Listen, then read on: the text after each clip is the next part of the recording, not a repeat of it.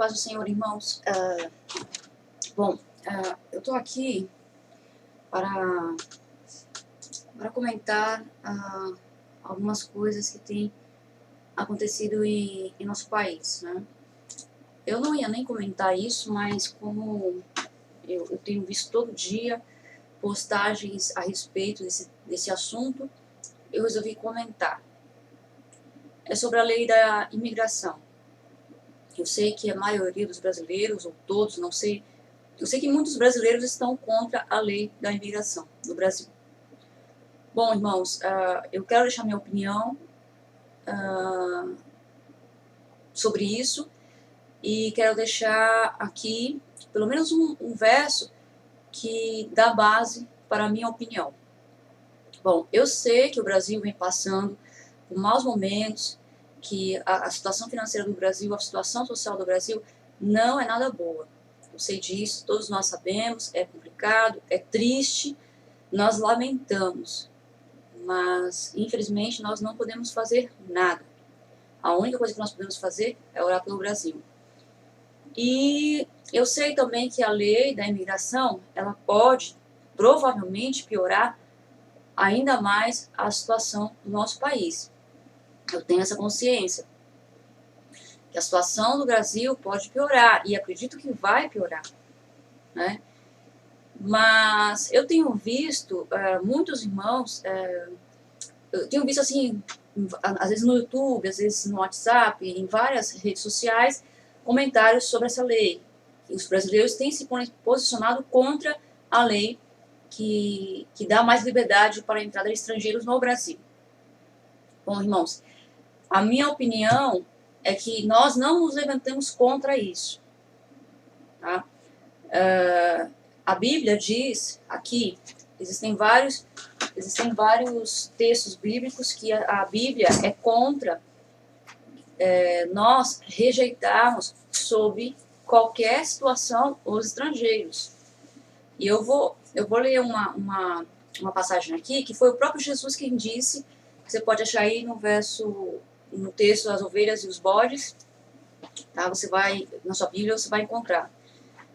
E diz assim, ó: quando o Filho do Homem vier em sua glória, com todos os anjos, assentar-se-á em seu trono na glória celestial.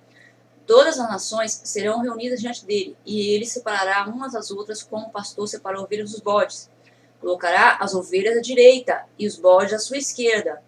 Então o rei dirá aos que estiverem à sua direita: Venham, benditos do meu Pai, recebam como herança o reino que lhes foi preparado desde a criação do mundo. Pois eu tive fome e vocês me deram de comer, eu tive sede e vocês me deram de beber. Eu fui estrangeiro e vocês me acolheram. Eu vou pular esse verso aqui lá para os bodes, tá? E aí, vou pular aqui para 38. E ele diz assim: quando te vimos estrangeiro e te acolhemos, né? O rei responde: digo-lhes a verdade. O que vocês fizeram a algum dos meus menores irmãos, a mim o fizeram. Essa tradução aqui está irmãos, mas em outras traduções está pequeninos. Não diz irmão, diz pequeninos. Bom, vamos para o 41. Então ele dirá aos que estiverem à sua esquerda: malditos, apartem-se de mim para o fogo eterno, preparado para o diabo e os seus anjos. Pois eu tive fome e vocês não me deram de comer. Tive sede e nada me deram para beber. Fui estrangeiro e vocês não me acolheram. Necessitei de roupas e vocês não me vestiram. Estive enfermo e preso e vocês não me visitaram. Então eles dirão: Senhor, quando te vimos com fome ou com sede, ou estrangeiro, ou necessitado de roupas, ou enfermo, ou preso, e não te ajudamos?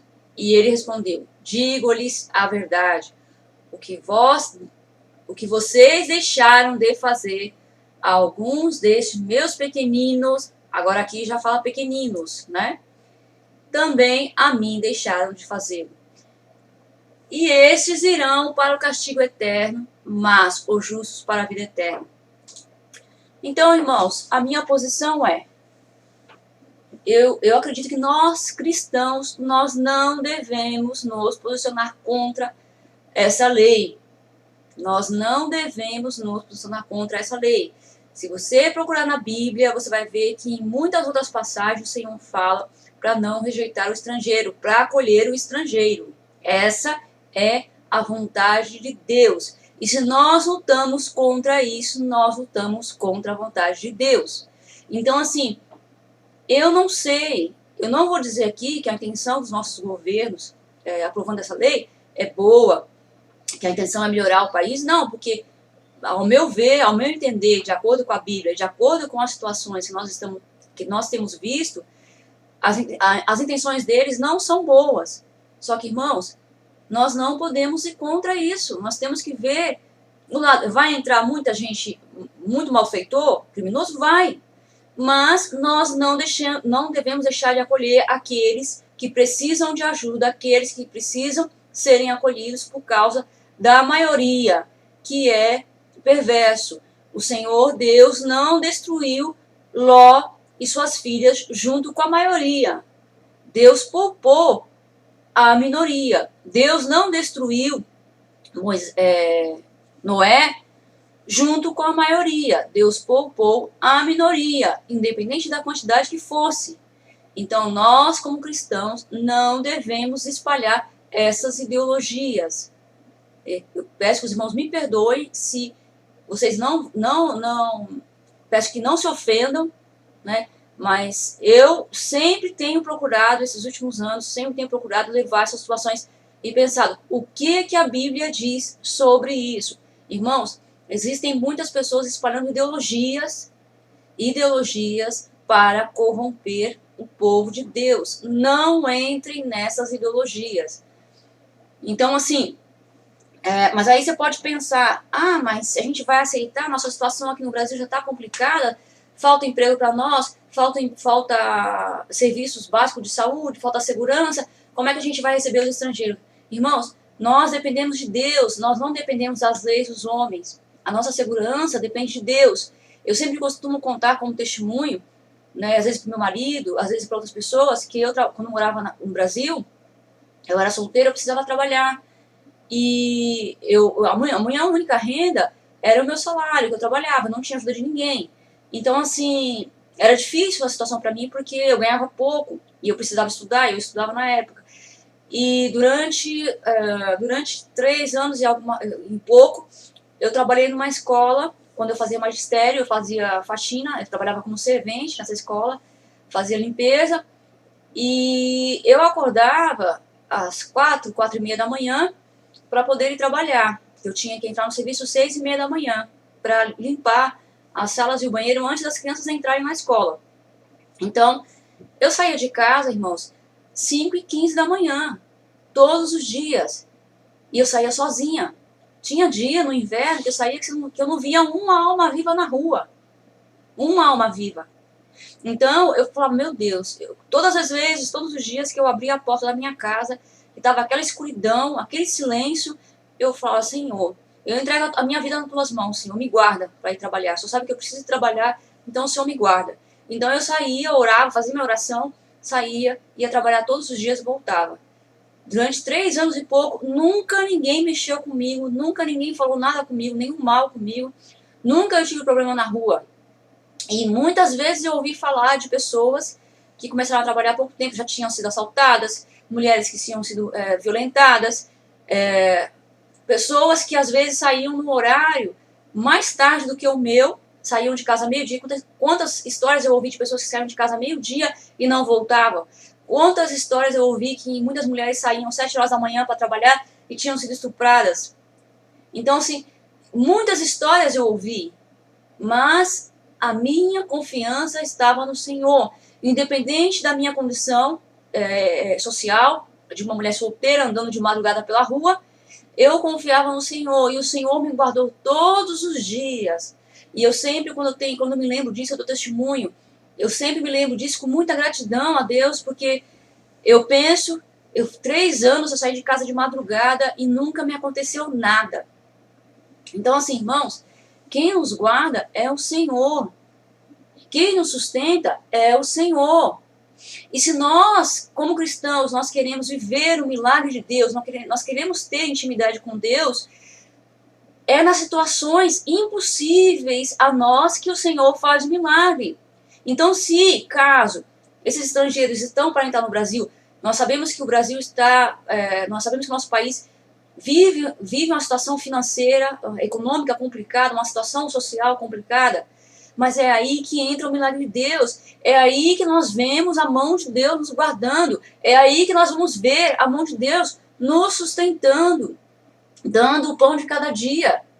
Se tivesse tudo bem no Brasil, vamos supor, se nós tivéssemos serviços de saúde ótimos, onde nós pudéssemos ir a qualquer momento e fôssemos atendidos, muito bem atendidos, recebêssemos o medicamento, recebêssemos o tratamento VIP, se nós tivéssemos serviço de segurança, onde não acontecesse um crime por ano ou por mês, e tivéssemos a tranquilidade de sair nas ruas, se nós tivéssemos uma educação de qualidade que formasse nossos filhos, que nos formasse para o mercado de trabalho, não nos faltasse emprego, estaria tudo ótimo. Para quê? Que tipo de ajuda, que tipo de socorro nós iríamos pedir a Deus? Então, essas coisas acontecem com um propósito, e o propósito é nos levar a buscar a Deus. O propósito é levar a nós a reconhecer a nossa dependência de Deus e não mais do homem. O propósito é entender que o Senhor quer uma relação mais íntima, e essa relação mais íntima ela só pode surgir em meio às dificuldades, porque enquanto tudo está fácil, a gente não depende de Deus, porque o que Deus vai fazer? Nós já temos comida, nós já temos casa, temos educação, temos segurança, então onde que Deus vai atuar? Então, são nessas situações que Deus atua. Então, assim, aqui em Romanos 8, 28, diz assim, ó, sabemos que Deus age em todas as coisas para o bem daqueles que o amam, dos que foram chamados de acordo com o seu propósito. Então, Deus age em favor de nós que o amamos, que guardamos os seus mandamentos. Então, irmãos, deixem essas ideologias de lado, não fiquem espalhando isso, fermentando essa ideologia. Então, se não fiquem alimentando essas coisas, porque essas coisas elas vão contra a palavra de Deus. Aí você pode pensar, mas a nossa situação está difícil. Irmão, a Bíblia diz que a nossa luta é espiritual, não é contra a carne ou sangue. Que a nossa luta é contra potestades, são contra as hostes espirituais. E se a nossa luta é espiritual, as nossas armas também têm que ser espirituais. Então, assim, não falava já antes, não se envolvam com isso. Essas ideologias, essas coisas, esses movimentos em prol de tirar esse ou aquele governo, de mudar aquela ou essa lei, essas coisas contaminam o nosso corpo, o nosso coração. Elas conseguem colocar dentro de nós, instalar dentro de nós, sentimentos ruins, sentimentos de revolta, sentimentos de indignação, às vezes ira, raiva, ódio. Então, irmãos, não vão nas ideias. Eu sei que tem muitos canais aí, até mesmo cristãos, falando sobre essa lei, indo contra. Irmãos, pensem primeiro o que a Bíblia diz a respeito disso. Vá buscar na Bíblia. Pense o que a Bíblia fala. Qual tem que ser o meu posicionamento? Então é isso. Eu vou deixar aí para os irmãos pensarem e Deus abençoe a todos. Fiquem na paz do Senhor. Até o próximo vídeo, se Deus assim permitir.